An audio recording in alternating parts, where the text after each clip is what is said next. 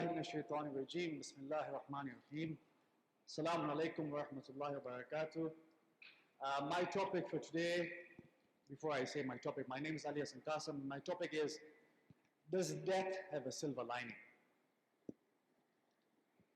Everyone in this room may have encountered the death of a family member or a loved one. It is undoubtedly the most difficult moment in our life. Moments filled with different kinds of emotions, sadness, anger, grief, and sometimes regret. Death is seen as an end to a life, an end to a journey, an end to a legacy, and sometimes it is regarded as a moment where things fall apart. However, and I encountered something like this very, very recently. Some time ago, I lost a very close family member. Someone who had played a huge role, not only in my life, but of many others within and outside the family. On the day when she passed away, as per the norm, we all gathered at the residence of the deceased, family members and friends, and as I entered, I picked out a far corner. I sat there, reflecting, asking, and complaining to God, why did you take her away? You knew how important she was in our life. And I sat there looking around the room, seeing different kinds of people, different kinds of emotions. I saw a group of people who are mourning, who are grieving, who are crying. I saw some seated in silence, probably reflecting over what's just happened. However, I noticed something strange. Not one, but 4 or 5 things that were very, very strange at that point in time. I asked the question, is death only a bad thing? Is there more than that which meets the eye? Is there a silver lining to that? Instantly, I got my answer. There I call it a moment of euphoria. But what is it that I saw? I saw individuals who for years had not seen eye to eye to one another. Today, they're embracing one another, consoling each other, seated next to each other. They were strangers who had never met one another, but today they are working together, arranging the logistics. There was someone who in all the family gatherings would take a back seat, but today was taking charge, was taking decisions, was handling everything on behalf of the family.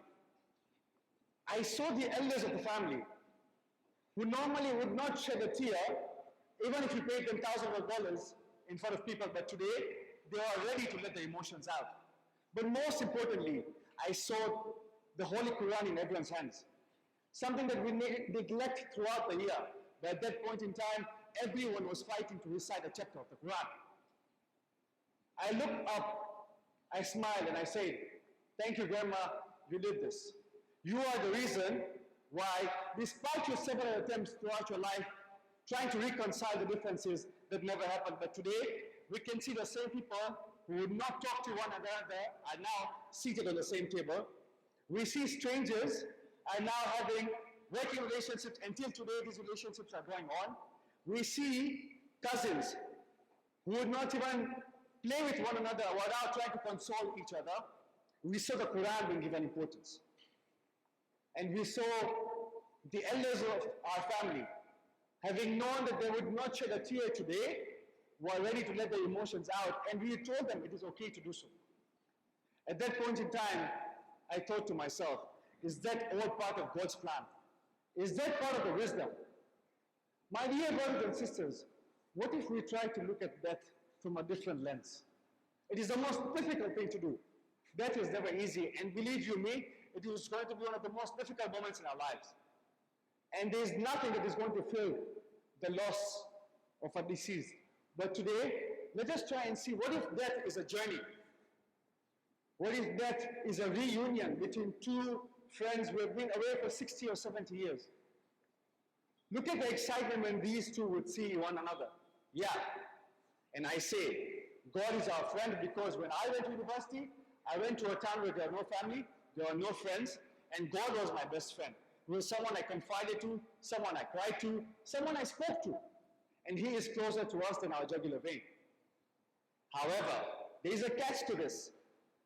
The reunion will depend on how connected you stayed with your friend when you were away. If you are close enough, it will be an exciting reunion. If you are not close enough, that is not going to be one pleasant journey. However, my point today is to tell you that death is not the end of a journey. It's a continuation or a start of a journey, start of relationships, start of us adapting, start of our growth. Death is not things falling apart, but things joining together. Because remember, death is the start of a journey of 1,000 lessons, which will have numerous obstacles. But remember, a smooth sea never made a skilled sailor. With that, ladies and gentlemen, thank you very much. Assalamu alaikum wa rahmatullahi wa barakatuh.